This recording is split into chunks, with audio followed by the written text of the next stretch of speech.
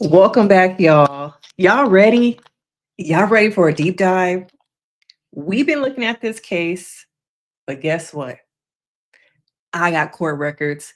I got court documents.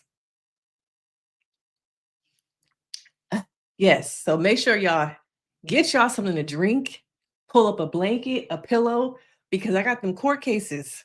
Okay, but let me take it a step back because your girl's a little bit too excited right now. Okay, now we've been following the case of the mother who says that her baby infant was kidnapped out of a Big Five parking lot. Okay. Someone walked up to her and said, Hola, give me that baby. Snatched up the baby, and now the baby is missing. But a lot of people do not believe her story because it just doesn't make sense. Okay. So, I had to do some research, some investigating. I had to get into my true crime bag. Okay. And I looked up the court records and we're going to go over them today. But make sure y'all hit that like, y'all subscribe, stay. Join the membership. Stuff like this is going to get to a point where it's going to be members only for the court documents. As I go into my true crime chapter, my true crime era, me doing the research, paying for this stuff is going to be for members only. So join the membership. Okay. But let's get a case update real quick. Okay. Let's get a case update. Trigger warning, trigger warning, trigger warning. It should not happen. San Bernardino County police found bloodstains while searching the house of the parents of Emmanuel Haro, a 7-month-old baby boy who was kidnapped and missing. On August 4th, Emmanuel's stepmother, Rebecca Haro. Did y'all hear that? Stepmama. She ain't that baby real mama. Yes, y'all heard that. Stepmommy. She is a stepmommy. Mamacita? Mom? Mommy? Mamacita? Yes, stepmommy, y'all. Haro reported to the police that she was attacked by a stranger while changing diapers for her child in the parking lot of the Big Five sports goods store on Yucaipa Avenue. When she woke up, she found that the child was missing. Due to Rebecca's contradictory statements about the kidnapping incident, the police stated that they cannot rule out the possibility of the child being murder. It is reported that the father of the child, Jake Haro, has numerous criminal records of child abuse and has been sentenced to 180 days in prison. Oh, I got them records, y'all. Stay tuned. A former colleague also revealed that Jake should be the top suspect because he once caused brain damage to his other child. The investigators... Your own colleagues saying maybe it has something to do with it. Maybe police should look at you. Okay. The people you used to work with, just think about that. They think you did it. requested Rebecca to undergo a lie detector test, but her husband Jake refused. They have now hired a lawyer and are no longer cooperating with the police investigation. The authorities took away the couple's 2-year-old child on Saturday and used a search dog to search their home in Cabasan, reportedly finding bloodstains. They are now waiting for an additional search warrant. The authorities revealed that on the night before Emmanuel's disappearance, someone saw Rebecca and her 2-year-old daughter in Attville Park in Cabasun with her eyes already injured. There are rumors that Emmanuel's body has been found in a landfill in Ramsey Canyon. Although it has not been confirmed by the police, it has been confirmed that an independent organization dedicated to finding missing children has withdrawn its bounty and suspended Emmanuel's search efforts. This is a tragedy. At this point, y'all, independent researchers, investigators have decided it ain't worth our time. That means that's probably a nonprofit, maybe someone paid privately. It's not looking too good. The greatest thing that has come out so far about this case, though, is that they took the kids away. Because some of y'all in the first video were asking, how could the kids still be there? Where's DCFS? And the kids are now in custody. Not to mention, stepmama. So where's the real mama at? Because this whole time she's been making out like this is her baby, when really she's the step parent. Why was that not said at the press conference when they weren't crying, when they were in shambles, but not making eye contact? Speaking about the baby in past tense. Can y'all believe she's not the real mama?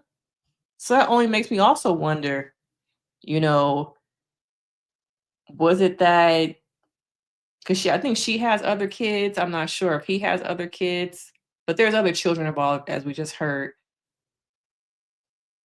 What was really going on, y'all? The black eye is not new, it's old. This is looking like maybe a potential DV case. I've heard some theories on TikTok. You guys have put theories in my my comment section. Some of you guys unfortunately said that it looks like the baby might have some shaken baby syndrome.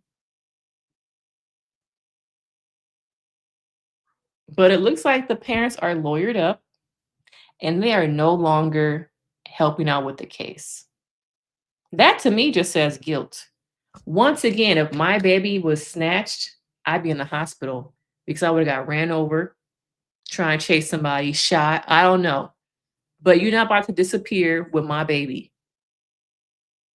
My arm gonna be in a sling at that news conference. Are y'all gonna come to my hospital bed and be interviewing me? Because ain't no way I'm gonna be in tip top shape that after my baby is gone.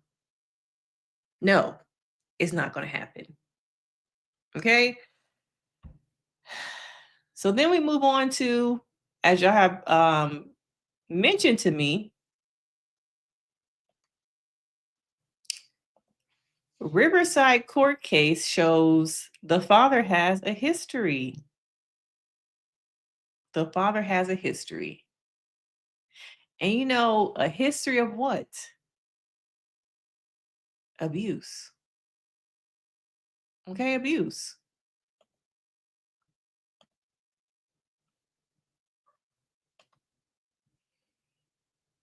So the GPS, that's what I was also wondering about. Phone records, cell tower data.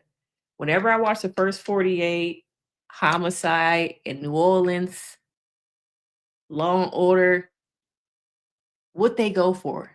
The cell phone records. Not because it's always about text messages, but what them towers gonna say? The satellites. What are they hitting? Okay. So now cell records for those dates have been forwarded. And Riverside County Superior Court records show that Jake was convicted in June 2023 of felony willful child cruelty, dating back to 2018 arrest in Hemet. Harlow was arrested. Harlow was sentenced to 180 days in jail and 48 months of probation, according to court records. A prison sentence of 72 months was suspended. So did the court fail us? Hmm? Did the court fail people? Was it his first interaction with the law, so they gave him a suspended sentence? Oh, let's look it up, girls. Let's look it up. So according to Riverside County, okay, the filing date was last July, violation date was last June. So it looks like he had an initial case and another one. Okay, his bail was set at $10,000 and it was a felony. The state of California versus Jake. Hopefully this is big enough and y'all can see it. You might need your glasses. Okay. Oh, he also has he's a narcotic addict. According to this, allegedly, do I say allegedly? According to these documents, he was arrested in July of 2010, convicted felon narcotic addict to own or possess a firearm.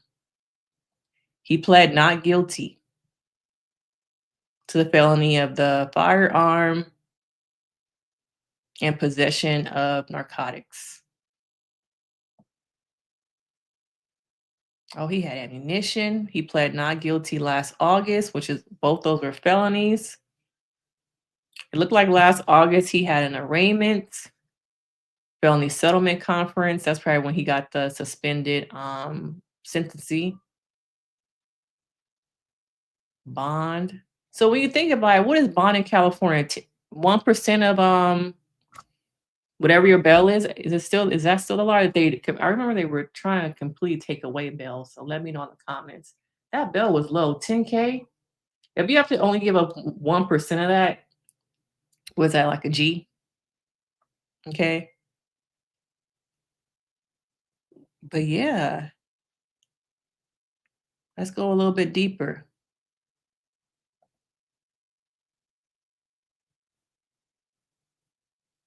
Did he pay he posted bond in December. So did he go to jail for a little bit? Let's see. This case went on for quite some time. It went up all the way for a year.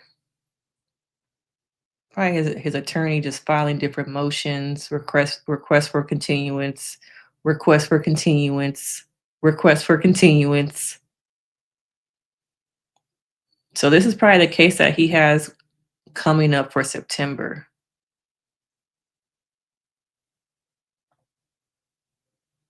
But yeah, he got a rap sheet. Go to the case summary.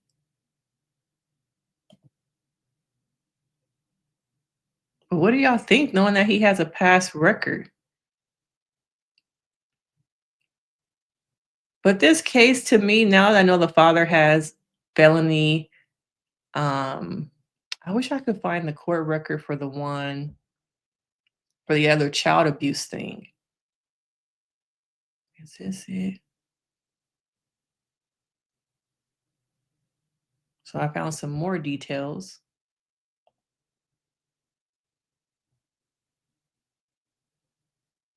This is like it might be the same one. 5 continuances. 404 days this has been going on because of all these damn continuances. Now, do y'all think the continuance thing is also a way for people to just get more time, to waste the court's time?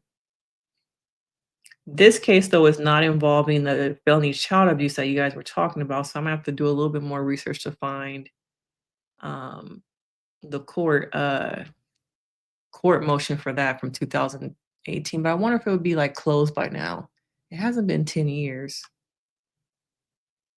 But yeah, felony conviction, a narcotic addict, possession of a firearm, convicted felon, narcotic addict, own or possession of a firearm, prohibited person, own and possess ammunition. So he's on, I'm guessing, on probation, probably from that other case. So he's due back in court on September 2nd for a mandatory settlement conference.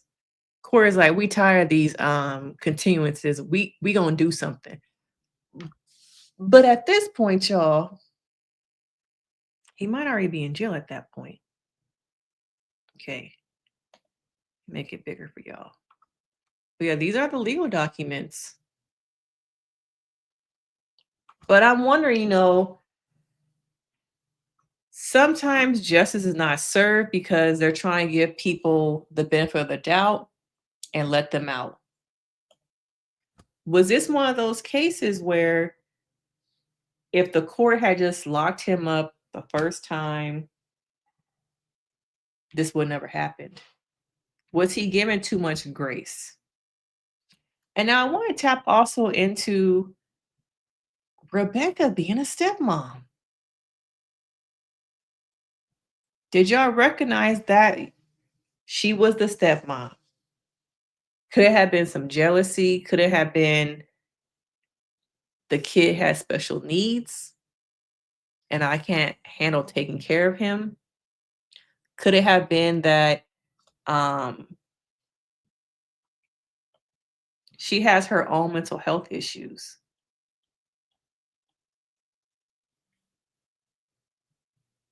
Could have been mental health issues. Look at the eye contact. Looking down. And you guys also point out that whenever we see a picture of the baby, he's never smiling.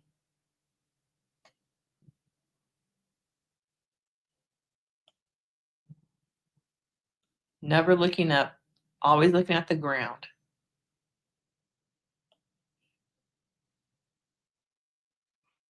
What is really going on with this case? Yeah, they're being less cooperative.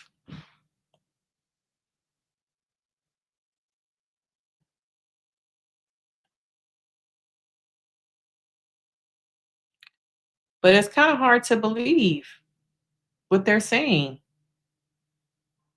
It just doesn't make any sense. Do you guys think that it's possible that this story could even be real? And why does it have to get to this point? You know? Now let's go back to those court documents, the case summary.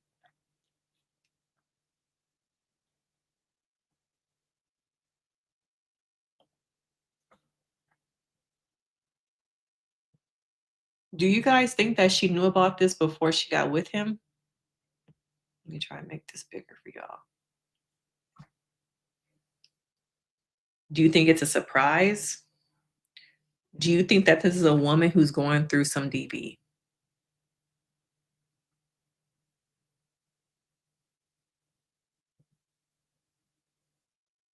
Because something's not right. And it's sad that it had to come to this. There are so many options. Why do women just not take the baby to a fire station? Why do they not, at the hospital, take it to a police station? I feel like we're hearing more and more cases of children disappearing, people having live births, and then those children being let go from the trash can, different places. And we have all these laws in place to protect children, but it seems like over and over again, it feels like the system is kind of failing our kids who are in abusive homes. I used to work alongside DCFS, and I'm wondering, is it overworked workers? Is it not enough workers? Are there not enough placements for kids to go to? Is that another reason why we're seeing more of these cases? And how is it that if she has other kids, and this is a baby this is not a baby they had together because she's a stepmama, okay? What would make you get involved with a man who has felony convictions of child abuse? But maybe she didn't know. That's also something we haven't talked about. Maybe she did not know. And maybe by the time she realized who he was, his true colors, it was too late. But he has an active case, and he is due back. Jake versus the state of California is due back in California.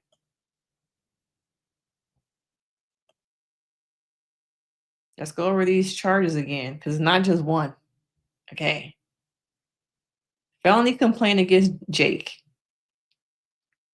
Convicted felon and narcotic addict who owns or possesses a firearm arrest. Charge. Convicted felon and narcotic addict own or possession of a firearm.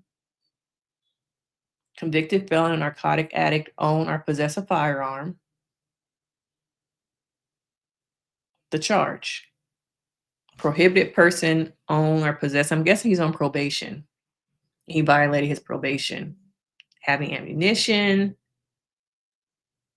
But all this time, he's been going back and forth to court and probably run amok inside that household. How did they post 10 G's? His bail was $10,000. How did he go to jail at all?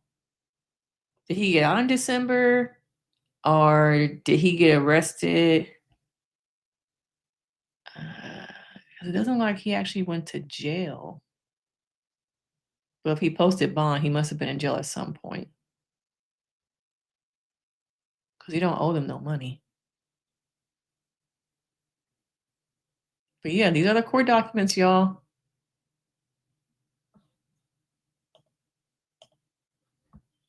Now I need to figure out how to find the that child abuse.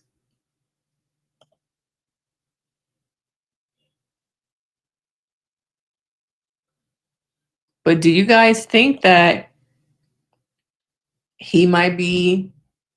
they both might be arrested before he has a chance to go to court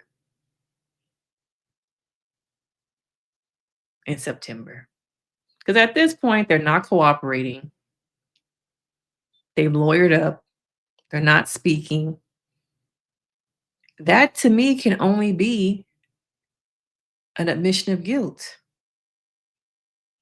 An admission of guilt. And I wonder about the other things that the other children have seen in the home. Now those kids are in the custody of DCFS. Do you guys think they went with family members? Could they possibly be in back in the day they called them foster homes, but I think now they call them resource homes. But this did not have to happen. There were just so many options. But you have a woman who I think has mental health issues, a man who has, it seems like, anger issues and a substance abuse problem. Narcotic addict, according to these court records. Okay. I'm going to pull them up for y'all. Well, I guess that's as big as it goes. But yeah, felony, initially a felony abuse case, and now he has a possession of a firearm, being a convicted narcotic addict. I'm guessing he was on probation.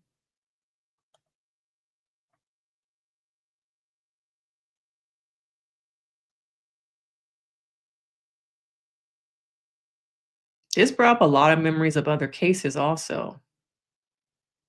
We talked about the Susan Smith case in my last video. What else? Even though it's not exactly the same, but do y'all remember this case?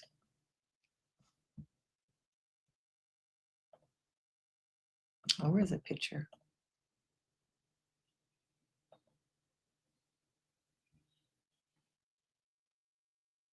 Well, this picture kind of bad. Let me pull it up for y'all. Hey, why are you doing me like this, Google?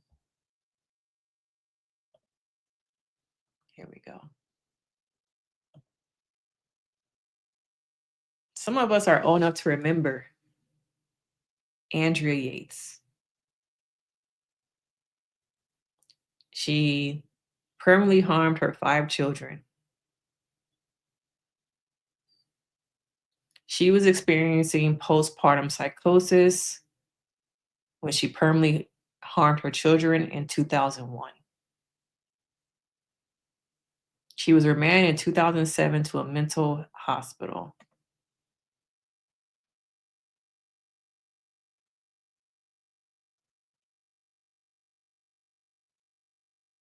How many of y'all remember this case? This is one of the most high-profile trials in 2022. For some reason, I thought it happened in the 90s. On June 20th of 2001, the stay-at-home mother, trigger warning once again, was 37 years old, called 911 to say that she had drowned her children one by one. We don't talk enough about postpartum psychosis. After drowning her 3 children, she put them in bed and covered them with a blanket as if they were sleeping. Her oldest, Noah, 7, tried to run away. She was charged with capital murder. This case was everywhere. I remember Oprah was following it. And I wonder, how do you defend somebody? You know, I've been watching a lot more crime shows lately, and I'm just like, how do some of these attorneys sleep at night knowing that their client is guilty? even though you're supposed to try and get them out of, is it a lengthy sentence? Is it completely off? I wonder about that. This is a different case where we knew she did it, but in other cases where your client is in court saying he didn't do it, but in private, you know your client admits to you that he did, but your job is to defend them. I just wonder, how do you do that?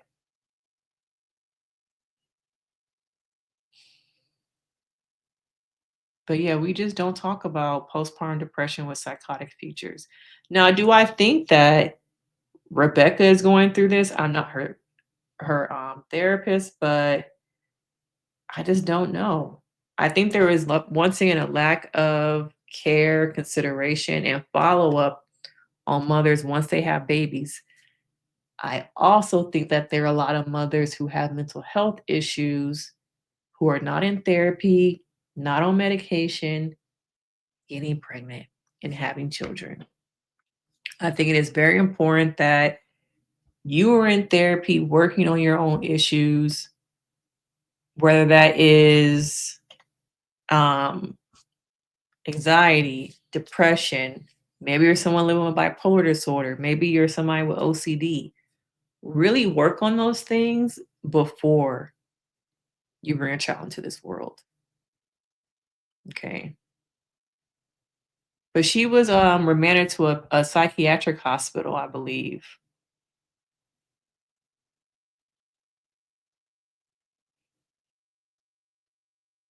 Oh, it looks like she was taken off a powerful antipsychotic drug, Haldol, just weeks before the murders.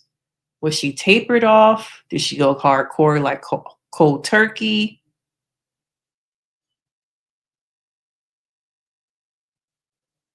Mm. She was found guilty and sentenced to 40 years.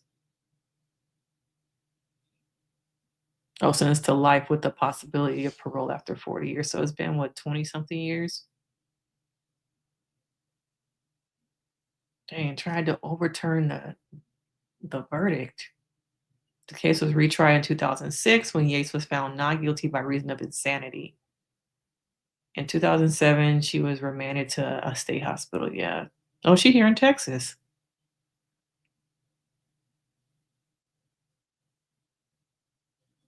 And the attorney still keeps in contact with her.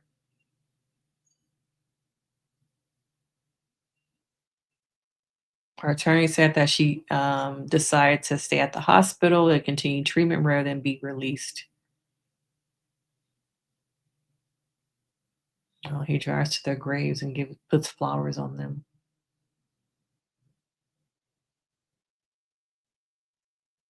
Mm. So many people are going through different layers of mental health issues, postpartum.